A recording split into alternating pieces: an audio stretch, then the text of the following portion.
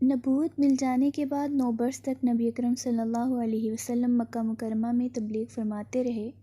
اور قوم کی ہدایت اور اصلاح کی کوشش فرماتے رہے، لیکن تھوڑی سی جماعت کے سوا جو مسلمان ہو گئی تھی اور تھوڑے سے ایسے لوگوں کے علاوہ جو باوجود مسلمان نہ ہونے کے آپ کی مدد کرتے تھے۔ اکثر کفار مکہ آپ صلی اللہ علیہ وسلم اور آپ کے صحابہ کرام کو ہر طرح کی تکلیفیں پہنچاتے تھے، مذاق اڑاتے تھے اور جو ہو سکتا تھا اسے درگزر نہ کرتے تھے۔ حضور صلی اللہ علیہ وسلم کے چچا ابو طالب بھی انہی نیک دل لوگوں میں سے تھے جو باوجود مسلمان نہ ہونے کے حضور صلی اللہ علیہ وسلم کی ہر قسم کی مدد فرماتے تھے۔ 10ویں سال میں جب ابو طالب کا بھی انتقال ہو گیا تو کافروں کو اور بھی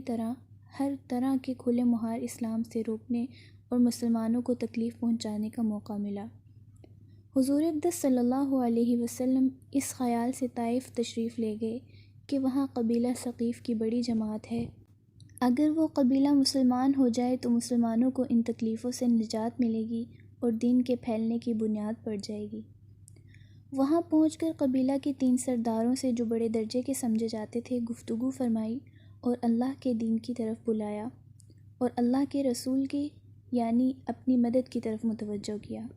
مگر ان لوگوں نے بجائے اس کے کہ دین کی بات کو قبول کرتے یا کم سے کم عرب کی مشہور مہمان نوازی کے لحاظ سے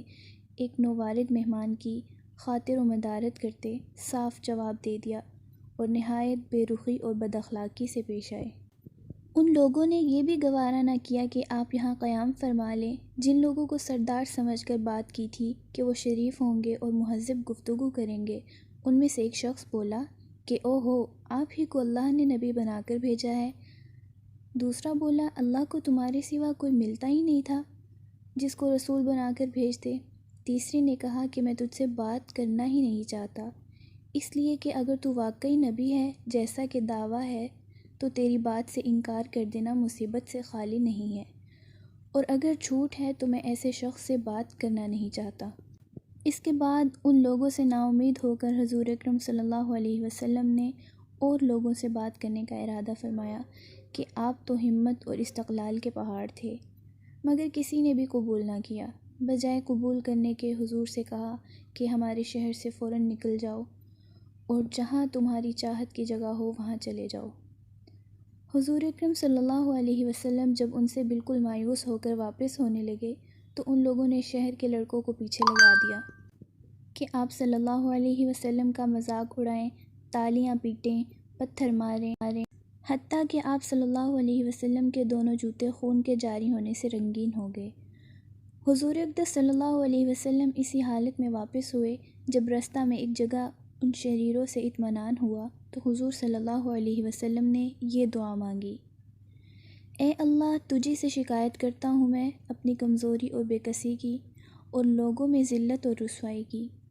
اے ارحم الراحمین، تو ہی ضعفاء کا رب ہے اور تو ہی میرا پروردگار ہے۔ تو مجھے کس کے حوالے کرتا ہے؟ کسی اجنبی بیگانہ کے جو مجھے دیکھ کر ترش روح ہوتا ہے اور منہ چڑھاتا ہے، یا کہ کسی دشمن کے جس کو تو نے مجھ پر قابو دے دیا۔ اے اللہ، اگر تو مجھ سے ناراض نہیں ہے تو مجھے کسی کی بھی پرواہ نہیں ہے، تیری حفاظت مجھے کافی ہے۔ میں تیرے چہرہ کے اس نور کے طفیل بھی جس سے تمام اندھیریاں روشن ہو گئیں اور جس سے دنیا اور آخرت کے سارے کام درست ہو جاتے ہیں، اس بات سے پناہ مانگتا ہوں کہ مجھ پر تیرا غصہ ہو یا تو مجھ سے ناراض ہو۔ تیری ناراضگی کا اس وقت تک دور کرنا ضروری ہے جب تک تو راضی نہ ہو۔ نہ تیرے سوا کوئی طاقت ہے اور نہ قوت۔ مالک الملک کی شان قہاری کو اس پر جوش آنا ہی تھا کہ حضرت جبرائیل علیہ السلام نے آ کر سلام کیا اور عرض کیا کہ اللہ تعالیٰ نے آپ کی قوم کی وہ گفتگو جو آپ سے ہوئی سنی اور ان کے جوابات سنے، اور ایک فرشتہ جس کے متعلق پہاڑوں کی خدمت ہے آپ کے پاس بھیجا ہے کہ آپ جو چاہیں اس کو حکم دیں۔ اس کے بعد اس فرشتہ نے سلام کیا اور عرض کیا کہ جو ارشاد ہو میں اس کی تعمیل کروں، اگر ارشاد ہو تو دونوں جانب کے پہاڑوں کو ملا دوں جس سے یہ سب درمیان میں کچل جائیں، یا اور جو سزا آپ تجویز فرمائیں۔ حضور صلی اللہ علیہ وسلم کی رحیم و کریم ذات نے جواب دیا کہ میں اللہ سے اس کی امید رکھتا ہوں کہ اگر یہ مسلمان نہیں ہوئے تو ان کی اولاد میں سے ایسے لوگ پیدا ہوں جو اللہ کی پرستش کریں اور اس کی عبادت کریں۔ تو یہ ہیں اخلاق اس کریم ذات کے، جس کے ہم لوگ نام لیوا ہیں کہ ہم ذرا سی تکلیف سے، کسی کی معمولی سی گالی دے دینے سے ایسے بھڑک جاتے ہیں کہ پھر عمر بھر اس کا بدلہ نہیں اترتا،